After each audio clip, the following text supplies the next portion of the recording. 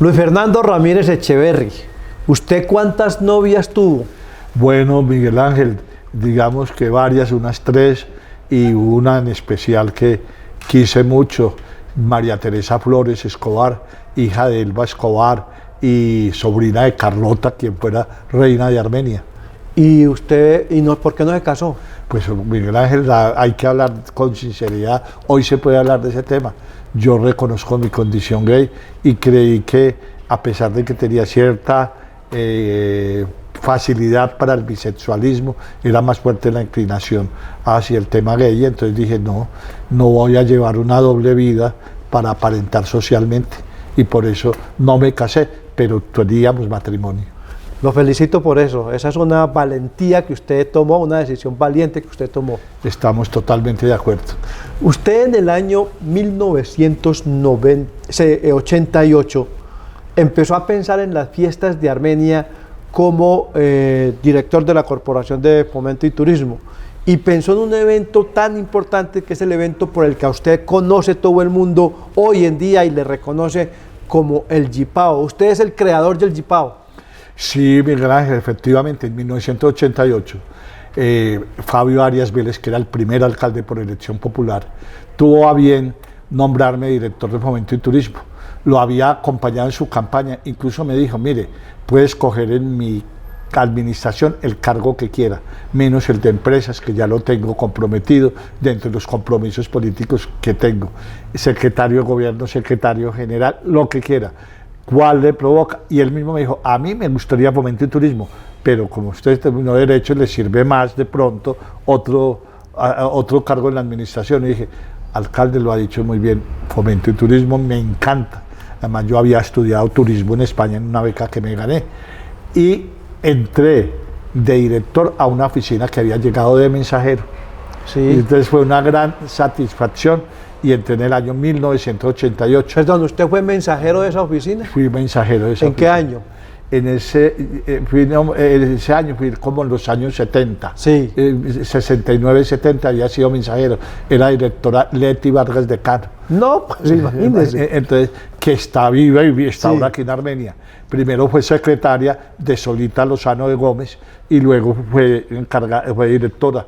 Y ella me nombró porque mi hermana era la secretaria del alcalde y le pidió el favor de ayudar a colocar al muchacho que quería estudiar Derecho y tenía que ayudarse a pagar la carrera. Y lo colocaron en ese puesto como mensajero de la Corporación de Fomento y Turismo. Como mensajero de la Corporación de Fomento. Y en 1988 llegó como director de la corporación. Así fue, llegó como director. Entonces para mí fue un sueño, a la oficina que llegué de mensajero, regresar como director. Pero además me tocaba la más grande responsabilidad, que seguramente hasta ahora ha tenido unas fiestas de Armenia, celebrar el centenario.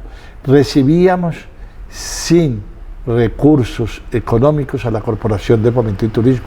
Cuando yo llegué, me entregaba Amparito Villa, y le dije, Amparito, invitemos a café a las personas que me van a llegar. Y me dijo, no, aquí no hay con qué comprar café. Si quiere café, tiene que comprarlo usted y el azúcar para invitar con los que llegó. Y ya cuando hicimos el empalme, la oficina estaba en déficit de fiestas, etc. Entonces recibí una oficina con muchas dificultades, pero le había pedido un favor al alcalde, que me dejara nombrar el equipo de Fomento y Turismo, si era que íbamos a tener la responsabilidad. Es decir, que no le metiera política. Así de sencillo. Y Fabio aceptó. Entonces yo nombré como asistente mío a John Jaramillo Ramírez. Nombré entre mis colaboradores con un contrato a Lucas Grajales de los Ríos. Sí. Llevé a Julieta Jiménez Cardona, hoy la directora del hogar Anita Gutiérrez de Echeverry, y otros equipos. Y Fabio me consultó si podía llevar entre las secretarias a una persona magnífica que era Laurita Duque Ochoa, Martica Torres de Montealegre y Gloria Luz Henao. Y entonces llegamos a un acuerdo, crear unas damas que debían estar, y con ellos conformamos un equipo para organizar los 100 años de Armenia. Esas fiestas que se cumplían el año siguiente, sí, 1989. Sí, exacto. Y esas fiestas, en 1988 las denominamos Armenia 99 años, rumbo al centenario.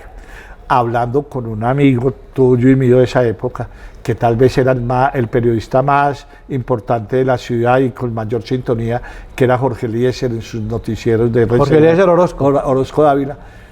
Llegamos a un acuerdo de que él pertenecía a mi Junta de Fomento y Turismo, y yo me reuní en una conversación así como contigo, y me dijo: Luis Fernando, ¿qué has pensado? Y dije: Jorge Eliezer, pues a mí me gustaría que no solo fueran las ideas del equipo que tenemos y de la administración municipal, sino que hagamos un llamado a la ciudadanía, que qué ideas tienen para el centenario. Y dijo: hombre, esa idea es buena, pero algo loca, porque le van a aparecer cosas que nada que ver. Y dije: bueno, de eso se trata.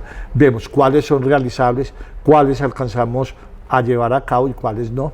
Entonces, tú me ayudas, y montamos una cuñita que la gente que tuviera ideas para el centenario la diera.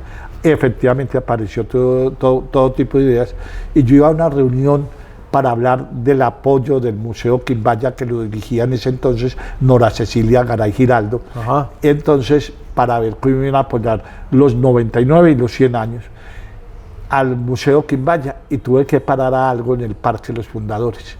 Salía de la casa de sus padres, don Rafael Patiño y doña Fabiola Gómez, César Augusto Patiño Gómez, que era un arquitecto, sí, que lo conocemos por su baja estatura. Sí, sí, sí. Entonces sí. Me dijo: Luis, ¿lo puedo invitar a un café? Claro, hombre, es que tengo una idea para el centenario. Entonces dije: hombre, pues bienvenida. Ahí oí a Jorge Eliezer, dije: listo, ¿de qué se trata? Entonces nos fuimos a tomar café, cuando me dice: hombre, ¿por qué no le hace un homenaje a los jiperos? Nunca a los jiperos les han hecho ningún homenaje. ¿No te parece que compre una labor muy bonita? Y dije: César, la idea me encanta de un homenaje a los jiperos, pero ¿en qué has pensado? Dijo: no, les entregas a todos un diplomita y al más antiguo todo un trofeito. Esa sería la idea que yo tengo. Y dije: César, la idea me encanta del homenaje a los jiperos, pero el diplomita y el trofeito, la verdad, no me suena. Yo voy a madurar un poco esa idea y voy a ver qué se me ocurre, pero esa idea es bienvenida, pero va a ser reformada. Me recogió el conductor para llevarme a la reunión, y en el trayecto yo dije: un desfile con los jeeps debe salir muy lindo, y empecé a imaginarme en el trayecto del Parque Resplandor allá que podía ser un desfile. Y dije yo: así como en Medellín está el desfile de los silleteros, aquí podemos tener el desfile del jipao. Me bajé, y en la conversación con Nora Cecilia de los aportes de las exposiciones y de las actividades culturales que iba a cumplir el Banco de la República y el Museo para los 99 y lo que se iba a proponer para los 100 años, le comenté: Nora Cecilia, me encontré con César Augusto Patiño y hubo esto, y yo estoy pensando, en vez de diploma y todo, en un desfile. ¡Ay, excelente la idea del desfile! Me encanta. Dije: Norita, y ¿cómo va a llamar ese desfile? Dije: desfile del jipao. Dijo: ¡ay, cómo se le ocurre ese nombre tan feo! No, Fernandito, yo soy publicista, llamémoslo tradición y transporte. Yo le invento un nombre bien bonito, folclore, pero ese nombre es jipao. La verdad, el desfile me encanta como idea, pero el nombre no me gusta. Y dije: Norita, pero es como los llamamos y simboliza que va cargado y todo. Pues déjame, yo te propongo algo. Y dije: bueno, hablamos. Cuando llego yo a Fomento y Turismo, llamo a John. Le dije: John, mira. Y entonces dijo: uy, la idea está muy buena. Y el nombre dijo: ese es, no hay más. ¿Te dijo John? Sí. Que también era publicista. Que también era publicista. Sí. Entonces me dijo: ese es, Luis Fernando, no hay que discutirlo. Y empezamos a hablar de lo que el significaba en nuestra historia, que había sido para la guerra, que importaba los dos a disertar y a recordar todo y a apuntar él, que era mi asistente, de lo que estábamos hablando. Entonces le dije: John, sí, el nombre es ese, no discutamos. Yo le voy a decir a Nora Cecilia qué es eso. Dijo: y entonces eso es para el año entrante. Dije: no, eso es para este año. Dijo: pero ¿cómo se le ocurre? Si faltan 2 meses para las fiestas. Estaban ahí a punto. Entonces dije: John, yo quiero que lo hagamos para los 99 años, para que ver como un ensayo, un experimento, cómo nos sale. Si nos sale bien, lo tiramos ya más grande el año entrante, hagamos ese experimento este año. Y me dijo: listo, jefe, usted manda. Y entonces, ¿para cuál? Y dije: necesito que me hagan las bases del concurso. Ya hemos hablado que transportan gente, que transportan productos agrícolas. Mire a ver qué se le ocurre y organiza unas bases. Y ¿para cuándo las necesito? ¿Y Para pa' mañana a las 8 de la mañana. Y me dijo, ahí está pintado usted. Y entonces dije, y al otro día, antes de las 8, estaba sentado en mi oficina con los reglamentos y tenía las categorías y la historia del Jipao. Había trabajado muy juicioso como era él, las cosas, y me dijo, y le creé una categoría más a la que hablamos. Y dije, ¿cuál? Trasteo. Y entonces dije, bueno, ¿cómo le parece, jefe? Y dije, me parece muy bien, pero ¿sabe una cosa?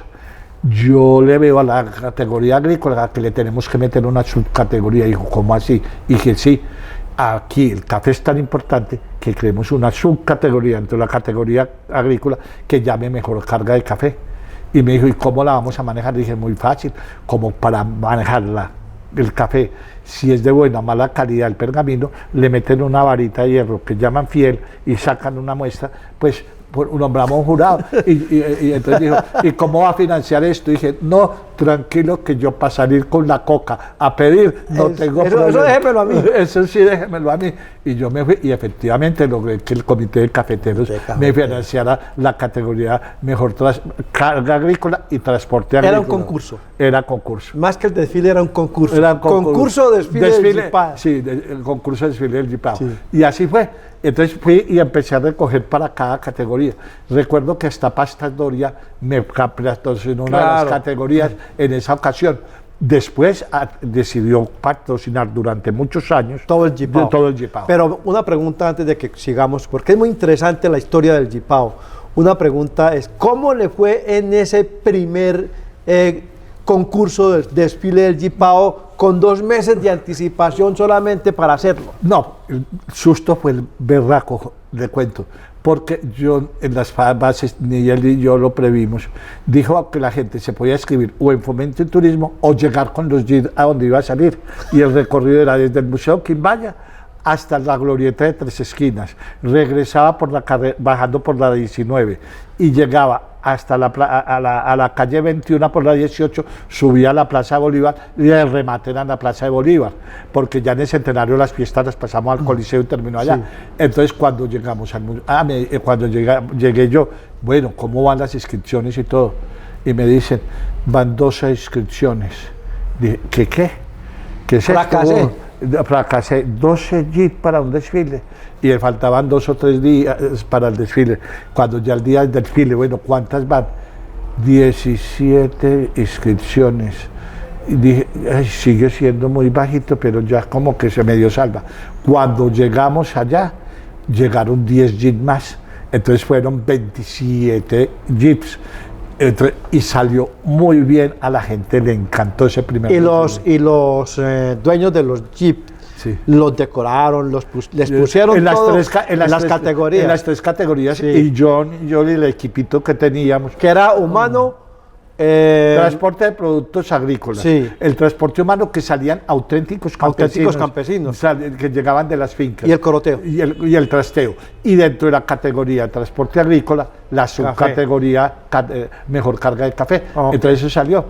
Entonces ya para los 100 años pedimos que nos prestara la Secretaría de Educación un funcionario, y ese funcionario era Emilio Mejía. Sí. No sé si recuerda. Entonces fue a ayudarnos en Fomento y Turismo, y entonces yo lo encargué de ir a los municipios. Ya no fue solo Armenia, ya no fue solo las empresas de transporte. Y entonces dije, la meta son 100 jeeps para los 100 años. Entonces, y inscripciones previas. Yo no quiero tener el susto que pensé que nos iba a ir a la vez pasada. Yo me tranquilizaba, no es que allá dijeron unos que me caían. Y así fue, hicimos las inscripciones. ¿Y cómo le parece que se inscribieron más de 100? Y en el concurso pusimos ya en las bases de ese año que concursaban los primeros 100 inscritos. Los otros desfilaban, pero no concursaban, para conmemorar los 100 años. Sí. Nos fue de maravilla. Y le cuento que a un jeep de esos de carga de café, me parece que era, le dio por picar el jeep subiendo por la calle 21, por la carrera 14, por donde es la DIAN. Sí. Entonces picó desde ahí abajo, donde era el Hotel Palatino, y subió toda esa falda picándolo. Eso fue la locura. 2 llantas. En 2 llantas. Y después volvió a picarle un pedazo por la 14, que no era peatonal. Que no era peatonal. No, la locura. Entonces, eso fue algo que nos sorprendió a todos. Categoría de piques. Entonces, para el año siguiente, para el tercer desfile, ya pusimos la categoría del pique tradicional, que era el jeep sobre las dos llantas, el que tuviera un trayecto más largo y que era un juego que tenían los jiperos para concursar entre ellos cuando están estacionados en ocasiones. Y eso, ellos juegan a eso, ¿no? Ellos juegan a eso. Muy bien. Y ahí digamos que usted se dio cuenta que se había configurado Claro. un ente, porque hay que mencionarlo así, un organismo que se llama Desfile del Jipao y que repercutió en la región y en el país, inclusive internacionalmente. Así es, cuando los 100 años, las fiestas de Armenia fueron cubiertas por medios nacionales e internacionales. Vinieron colonias de todo el mundo. Imagínense, más de 100 desfilando, se robó el show. Y desde ahí, pues nosotros seguimos investigando, apoyando, conseguimos el patrocinio de Pasta Doria y quienes llegaban a Fomento y Turismo, muy queridos, entre ellos tú, siempre nos tuvieron en cuenta, John y a mí, transferimos el conocimiento. Hubo una época y un nombre de una directora que, como dice el Quijote, de ese nombre no quiero acordarme, fui porque no nos llamó para eso y yo hasta coqueteé un poquito. Yo era un poco más arrogante. No se ponga a ofrecer los servicios de nosotros. A uno no va donde no lo han invitado. Así era John Jaramillo. Esa vieja no nos ha invitado. A nada tenemos que ir. Y dije, no, yo sí creo que el Jipao es algo tan importante que esta señora no sabe y hay que hacerlo. Yo fui muy sencillamente a ofrecerle y me dijo que no, que ella ya tenía una idea de cómo lo iba a organizar. Cuando vi el desfile, vi la desfiguración total. Salieron muchos de los jeans nuestros, pero empezaron a salir muchachos de colegios y universidades disfrazados de campesinos, o disfrazados de campesinos, con ponchos, sombrero, con agua, con maicena, tomando aguardiente. Empezaron a tirarles, a burlarse de los del transporte agrícola, del transporte humano, los campesinos tradicionales. Los de verdad. Los de verdad se burlaban de ellos porque no eran de su estrato social y de su grupo. Una vergüenza. Yo después del desfile fui y reclamé en muy buenos términos. Entonces me dijo que cada alcalde manda su año y que ellos tenían otra concepción de las fiestas de Armenia, más participativas, que yo ya había cumplido mi ciclo y que no había más que hablar. Salí, como dicen, con la cola. Regañado. Con la cola entre las patas. Sí hicimos con apoyo tuyo y hay muchos escándalos, pero al año siguiente se volvió a repetir y peor, porque llegó a salir hasta un travesti disfrazado de carioca del carnaval de Río de Janeiro, con plumas, con casi desnudo, un cuerpo espectacular, pero que nada tenía que ver con nuestras tradiciones. Volvimos a protestar y todo, y ya al año siguiente que salió este personaje en Fomento y Turismo, logramos que el desfile lo empezaran a recuperar, y fue cuando aparece la Fundación Territorio Quindío, entre ellos Marta Lucía Osaquén Ramos y Dianita Giraldo, y este grupo de profesionales reciben toda la transferencia del conocimiento nuestro, las acompañamos en esos primeros años, ellas mismas han adelantado procesos de investigación, y pues yo logré, primero como concejal de Armenia, que el Jipao se declarara Patrimonio Cultural Inmaterial de Armenia, y después como secretario de Cultura, Artesanía y Turismo logré que se declarara Patrimonio del Quindío. Ahora se está luchando por la declaratoria del Jipao como Patrimonio de la Nación, lo que permitiría importantes recursos no solo para el desfile, sino para un plan de salvaguarda, porque una cosa que me preocupa mucho, Miguel Ángel, es el siguiente. Este año en el desfile voy a hablar a calzón quitado. Hay cosas del desfile que me gustaron y cosas que no. Si bien tengo que reconocer y hacer una aclaración de que no fui invitado en nada, el alcalde sí pasó y me saludó muy amablemente y es muy querido conmigo, pero en el desfile se les ha ido las concepciones demasiado. Entonces yo, ¿qué le critico al desfile de hoy? Y hago un llamado a quienes lo tienen que mantener viva esta tradición. Uno, el desfile no es de coleccionistas. Para eso hay desfiles de carros antiguos y coleccionistas antiguos. Sí, señor. Saquen esto es una tradición cultural de un transporte público que le presta un servicio a la comunidad, y que ese transporte público al campo nuestro en esas categorías son los que son patrimonio. El que el señor compre un carro, lo guarde y le ponga bonito y salga con su familia a saludar, muy queridos, y a mostrar que tiene un jeep, eso no es parte de ninguna tradición cultural. Ajá. Y la anterior fue la que la UNESCO tuvo en cuenta para declararlos patrimonio entre los muchos elementos, cultivos asociados. Nosotros etcétera. decíamos, por ejemplo, en la transmisión de el último Jipao, que este Jipao hacía parte del patrimonio declarado por la UNESCO como patrimonio de la humanidad porque estaba dentro del paisaje cultural cafetero. Claro, es uno de los elementos que tuvo en cuenta la UNESCO, el desfile, el Jipao, como el uso que sigue teniendo para el servicio de nuestros campos y ideas. Entonces, primero, cuando una persona compra un jeep de esos para entrarlo a eso, es una familia que deja de tener un sustento, es una tradición que empieza a perderse. Y ojo, podemos terminar con un desfile de coleccionistas. ¿Te lo puedes imaginar? No. ¿Será lo mismo? Se perdería todo el tema cultural y de identidad. Exacto. Entonces, el primer llamado, este no es un desfile de coleccionistas de jeep. Eso lo tienen que Primero, separar. segundo llamado. Segundo llamado que tengo que hacer.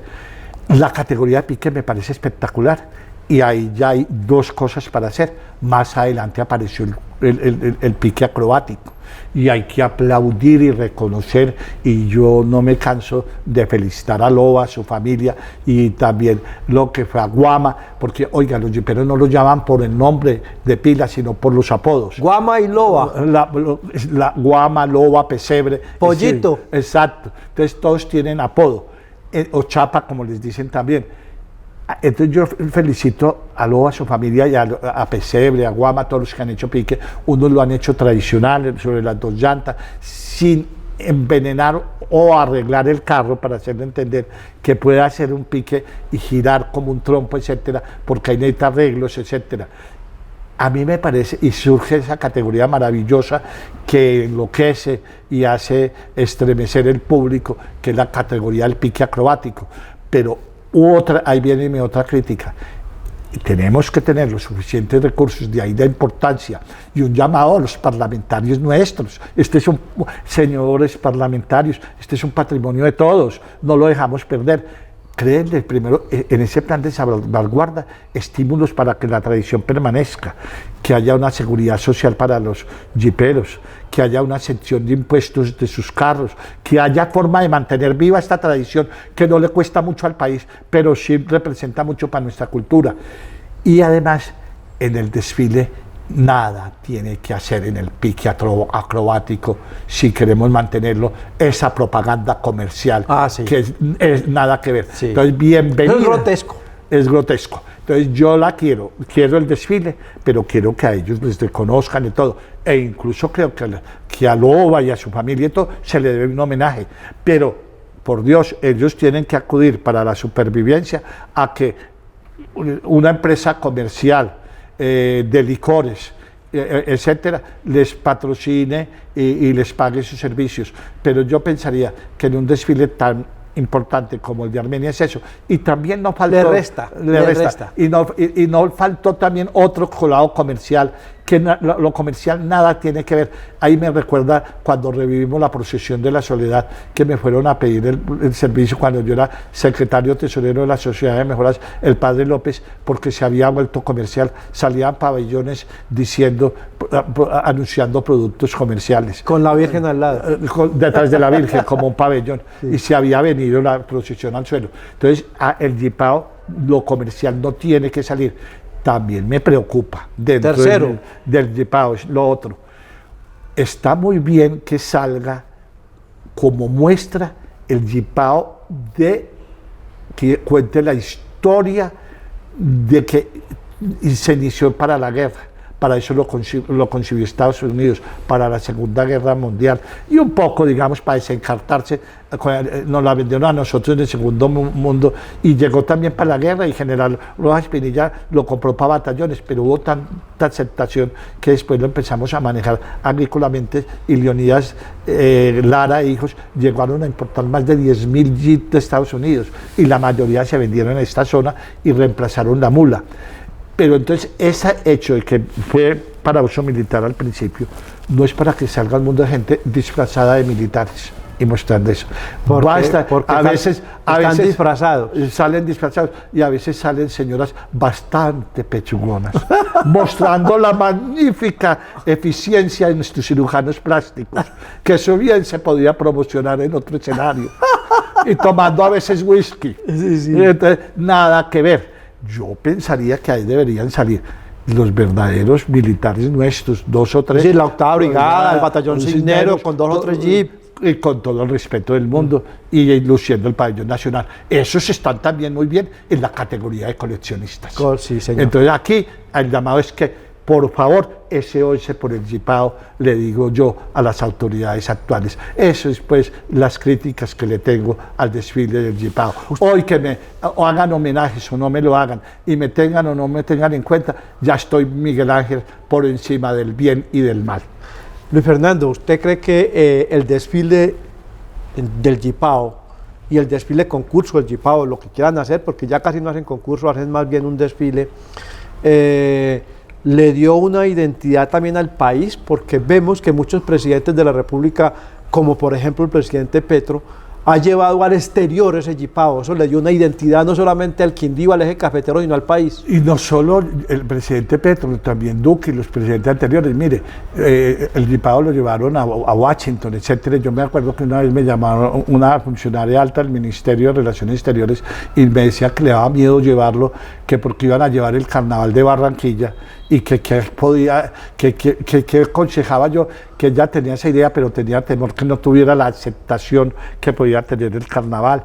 Entonces, y que llevar 1, 2 o 3 jeeps no era como muy completo. Yo la logré convencer, la llevó, y me dice, después me llamó y me dijo, gracias, siquiera lo llevamos. No, estuvo igual o mejor que lo del Carnaval de Barranquilla. No demeritó para nada. Es ya un patrimonio de la nación que no lo han declarado, sí, y que lo deben declarar, y que ahí, ojo, clase parlamentaria, apóyenos en esa declaratoria. Eso quiere decir que uno podría decir que en Armenia, con el desfile del Jipao, que fue creado en Armenia, se hace en muchas partes del país, pero fue creado en Armenia por usted y por John Jaramillo. Eso quiere decir, repito, que está a la altura del Carnaval de Barranquilla, está a la altura del desfile de silleteros, está a la altura del desfile del Diablo en Río Sucio, o del Carnaval de Blancos y Negros en Pasto. Indudablemente, y yo creo que el llamado es a fortalecerlo, a mantenerlo y a rescatarlo. De ahí la importancia de un plan de salvaguarda. Y quiero también decirte que precisamente cuando yo soñaba en ese trayecto entre el Parque Fundador de la Plaza y el Museo Quimbaya, yo decía, así como en Medellín existe el desfile de los silleteros, y que dicen que cuando el desfile pasa es Antioquia la que desfila, podemos decir sin temor, y lo sentimos, que cuando el desfile del Jipao pasa es el corazón del Quindío el que vibra. Sí, claro, eso me parece muy bien. Pasemos a otro tema. Usted logró publicar en el año del centenario 2 libros sobre, uno muy cultural y otro sobre la historia de Armenia. Hablemos un poquito de ese libro, de la historia de Armenia de los 100 años. ¿Cómo se hizo ese libro? Bueno, a ver, hablando con John, eso sí fue yo dije que quería un libro, y le comenté al alcalde, y a Fabio le encantó la idea, pero me dijo, no hay recursos para que lo pague el municipio. Él había recibido también una administración. Si usted se consigue el dinero, haga el libro. Entonces yo me senté con John y empezamos los dos a pensar qué podía hacer. Yo le dije, hagamos un recuento sobre fundadores, corregidores y alcaldes que ha tenido la ciudad, algo sencillo.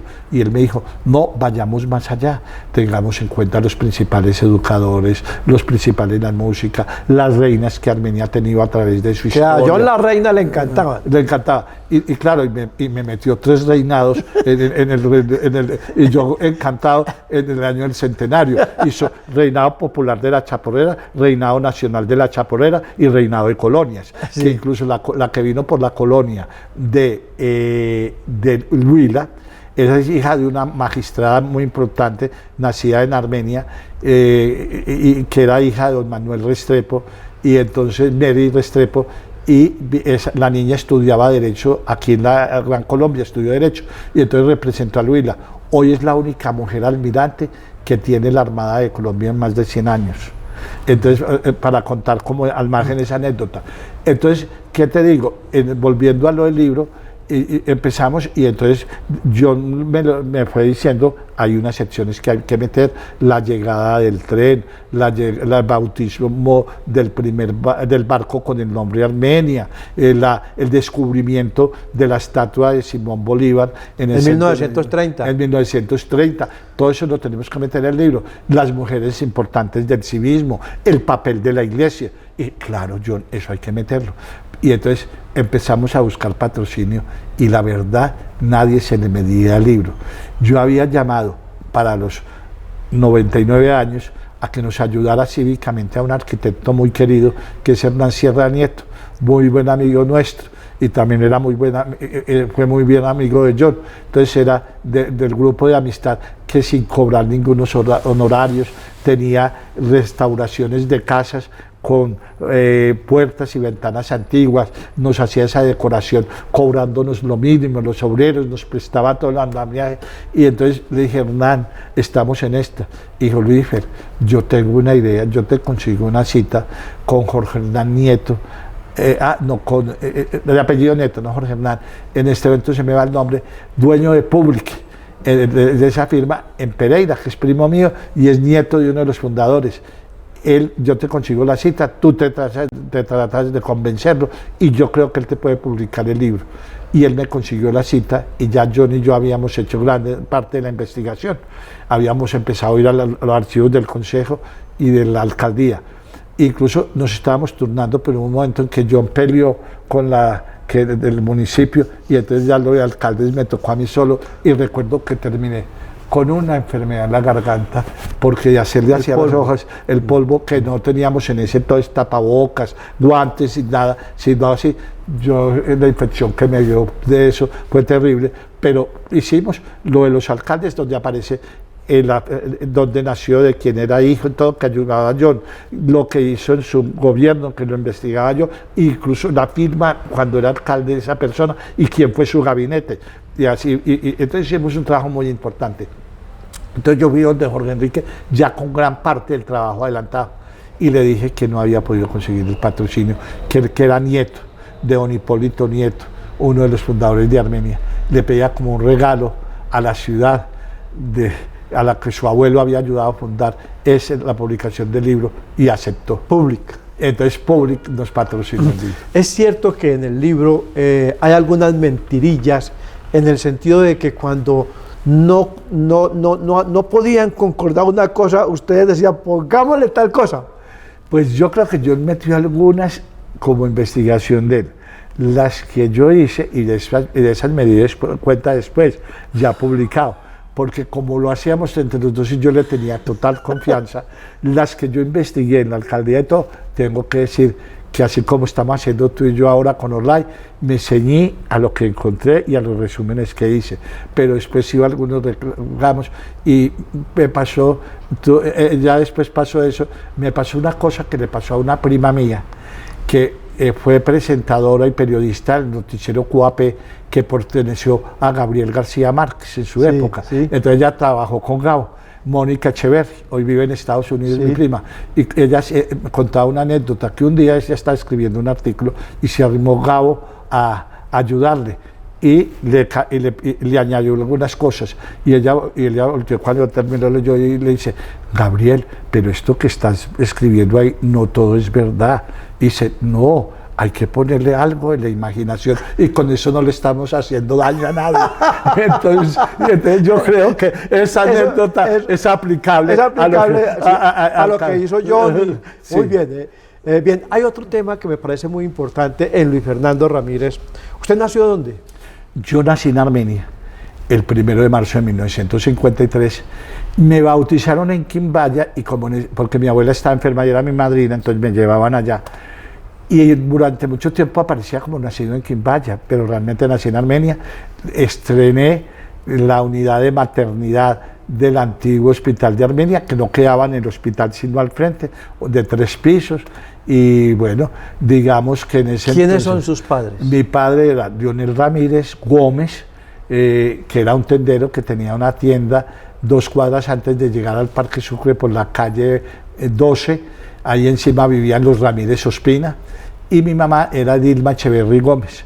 Siempre pensaron mis 2 abuelas que era el mismo Gómez, pero nunca lo identificaron, porque mi abuela paterna no tenía mucha información de la genealogía, oriunda de Río Sucio, mientras que en Salamina sí hubo más tradición en contarle a las familias de quién eran hijos, nietos, bisnietos, tataranietos. Entonces mi abuela pastora sí tenía una gran información sobre eso, entonces no lo podía identificar. Ahora que yo me dedico a temas de genealogía, y sí eran de las mismas Gómez, entonces ¿cómo le parece que tenían el mismo bisabuelo?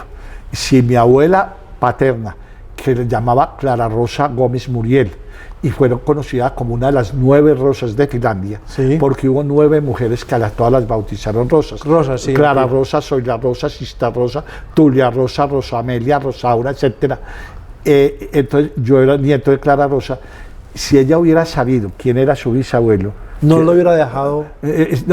Hubieran encontrado ambas que sí eran parientes. Era el mismo parentesco. Sí.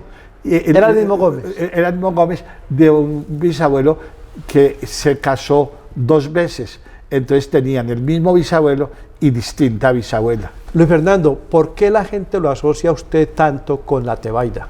¿O lo asociaba pues antes? Bueno, yo digo que son varios municipios. Primero, le cuento, mis tíos abuelos y mi abuelo y mi abuela y mi mamá oriundos de Circasia. Sí. El colegio de mis tíos bisabuelos fue el primer colegio libre y laico que tuvo el Quindío en Circasia. De ahí salieron los Patiño, el doctor José María Patiño Sanz, que fue Rodrigo Gómez Jaramillo, los Fajardo Molina, Antonio Valencia Mejía, etc. Todos los colegios eran confesionales, católicos. Este fue el primer colegio libre que tenía internado y semi-internado. Y mi abuelo, Manuel, era negociaba con propiedad raíz, compraba y vendía fincas. Y el primer carro que llegó a Circasia lo compró mi abuelo. Entonces, por mi línea materna, tengo grandes raíces en Circasia y conozco mucho de Circasia. Sí. Por línea paterna, soy de Finlandia, descendiente de una de las 9 Rosas y de Juan Cancio Ramírez Gómez, de Juan Cancio Ramírez Orrego y de Clara Rosa Gómez Muriel. Y mi abuela después, en la época de la violencia, les tocó radicarse en Quimbaya, y entonces vivieron en Quimbaya.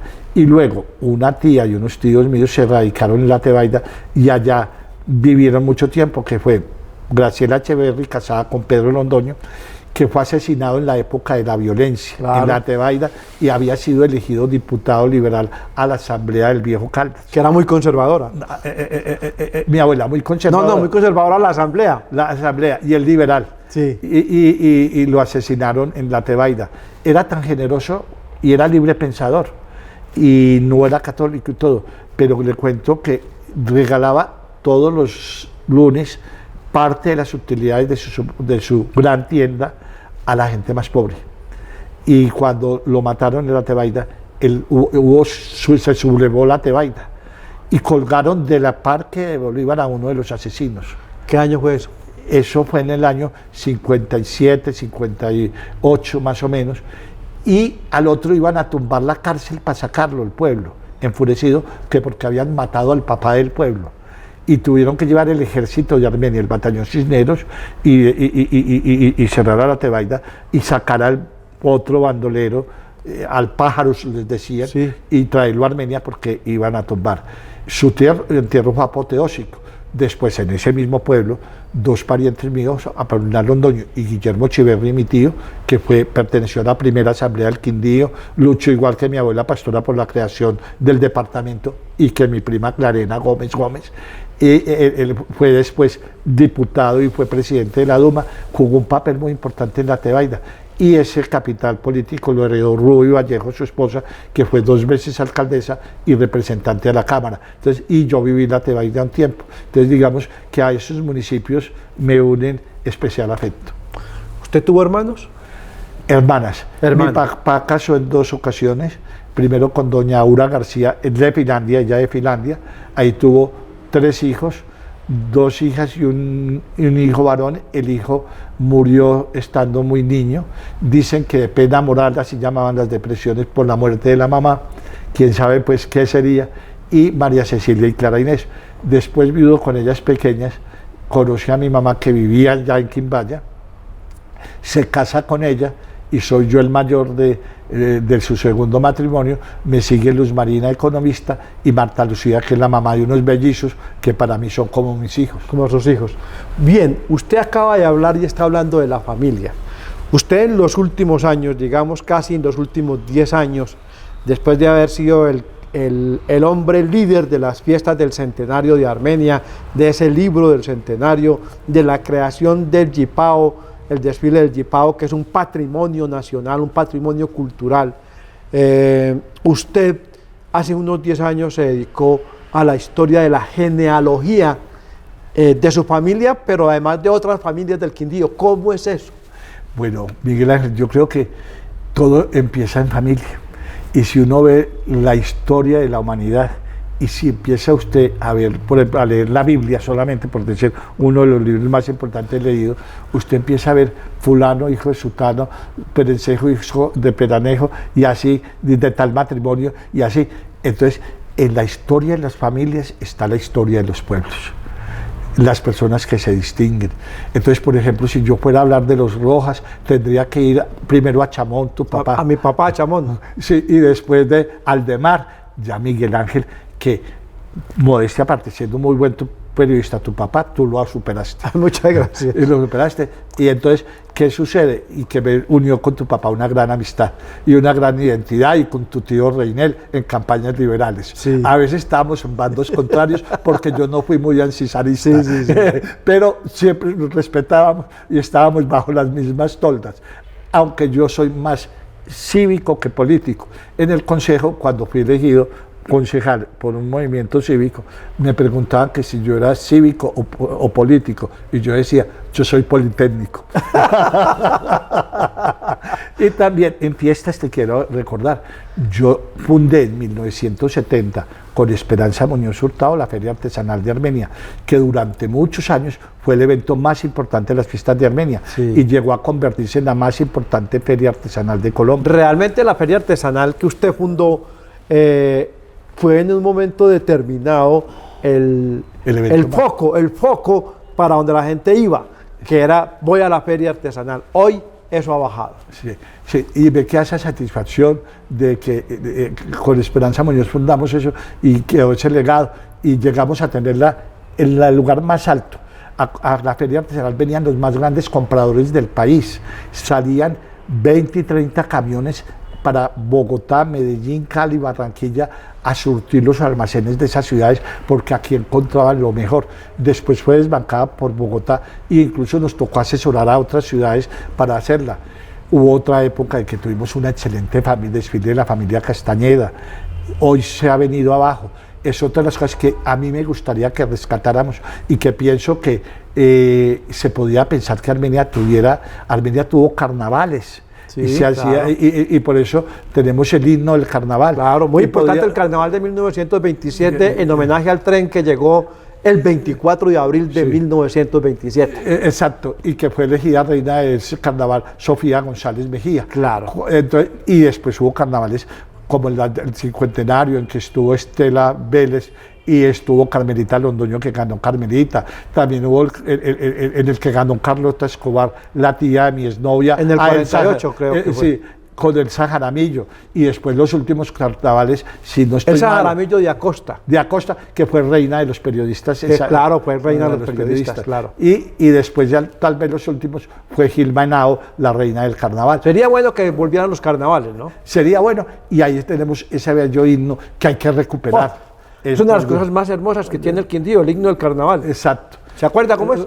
Sí, como a los besos del rey sol nace la flor primaveral, con la alegría del vivir brota la flor del carnaval. Viva la vida, viva el placer, viva la farsa y viva el amor, y viva el surco que es redentor, que está empezando a florecer. Pasó la racha del dolor, huyó la niebla del pesar. Y ahí sigue. Sí, muy bien. Volvamos al tema de la genealogía. Sí, entonces Miguel Ángel, yo he venido trabajando, tengo un gran amigo historiador que, conociéndome esas inclinaciones hacia la genealogía, que se las heredé a mi abuela Pastora Gómez, que nos contaba la genealogía de su familia salamineña, muy orgullosa de su Salamina, y solo 2 de los muchos nietos le poníamos cuidado, Mario Germán Echeverri y yo, que además colega tuyo en el tema de comunicación social. Los otros primos nos decían, ustedes le ponen cuidado a esa viejita otra vez con los mismos cuentos, y en la familia, y éramos los únicos. Y después eso nos sirvió tanto, porque no solo estamos escribiendo la historia de nuestra familia, sino la historia, como te decía, de los pueblos empieza por las familias. Y hubo un caso muy importante, que es que a Colombia y sobre todo a Antioquia, y de ahí al antiguo Caldas, Risaralda, Quindío y norte del Valle, la zona paisa del país, emigró mucha gente que se creía que eran todos españoles. Resulta que un 70% más o menos eran españoles, y un 30% o 35% eran judíos que se habían convertido al cristianismo y que habían tenido que cambiar de identidad, porque si no, para sobrevivir, porque les expropiaron sus recursos, les quitaron sus casas, sus bienes, etcétera, y muchos eran llevados a los tribunales de la Inquisición, quemados vivos o encarcelados. Entonces se camuflaron en el cristianismo. Entonces claro, y para poderse establecer, y tenían que cambiar de identidad. Y uno de esos, de los que dependemos muchísimas familias, llamaba Cristóbal Gómez de Castro, porque podían tomar... Judío sefardí. Su verdadero nombre era Ulafaía, que significa afortunado, Samuel, nombre bíblico, y Leví, de la tribu de Leví, la sacerdotal, la de la Virgen María. Este se estableció con el nombre español y se hizo pasar como español en Antioquia. Con el apellido Gómez. Con el apellido Gómez, y era Gómez de Castro. Después desapareció el de Castro y quedó solo Gómez. Y los judíos que fueron reclamando a España y Portugal esa expulsión, ese maltrato y todo durante muchos años, no lograban una compensación. Entonces ya después de 500 años no podían devolver propiedades ni nada. Indemnizar era mucha gente, entonces llegaron a una conclusión que al que demostrara con suficiente soporte legal, partidas eclesiásticas, cartas de navegación que habían sido embarcados de España a América, que se establecieron acá, y toda su descendencia debidamente soportada con partidas eclesiásticas principalmente, entonces les daban la nacionalidad. España lo tuvo durante un tiempo, y por ahí le gestionamos la nacionalidad a muchas personas que incluso no sabían que tenían el Gómez, y al investigar lo tenían. Y después lo hizo Portugal. Después Portugal endureció las medidas y puso 2 condiciones que están vigentes, casi imposibles de cumplir, porque les dijo que no se queda solo ciudadano de España, Portugal, sino de toda la Unión Europea. Entonces les pidieron endurecer por la gran cantidad de gente que estaba aplicando, y las 2 condiciones es recibir una herencia de Portugal o demostrar a lo largo de toda su vida vínculos con Portugal. En este momento es casi imposible. Entonces a muchas personas las asesoramos y han logrado hacer eso. Yo estoy escribiendo en este momento 2 artículos y voy a combinar la genealogía con la historia. Entonces voy a agarrar por apellidos, voy a ver la vida hasta cuántos apellidos me va a permitir hacer, y la idea es publicar el año entrante el primer libro. Entonces, como mis 2 abuelas eran Gómez, nunca pudieron descubrirlo, y el Gómez fue el que nos dio por el Gómez de Castro, y es tal vez una de las ramas, la nacionalidad por España más extendidas en toda esta zona paisa y en nuestra zona. Entonces estoy empezando a escribir, y voy adelante, un artículo que se llama Los Gómez en el Quindío. Todo esto podría concluir, podría uno decir que gran parte de la gente que vive en el Quindío hoy y que vino de esa heredad tiene en su sangre la herencia judía.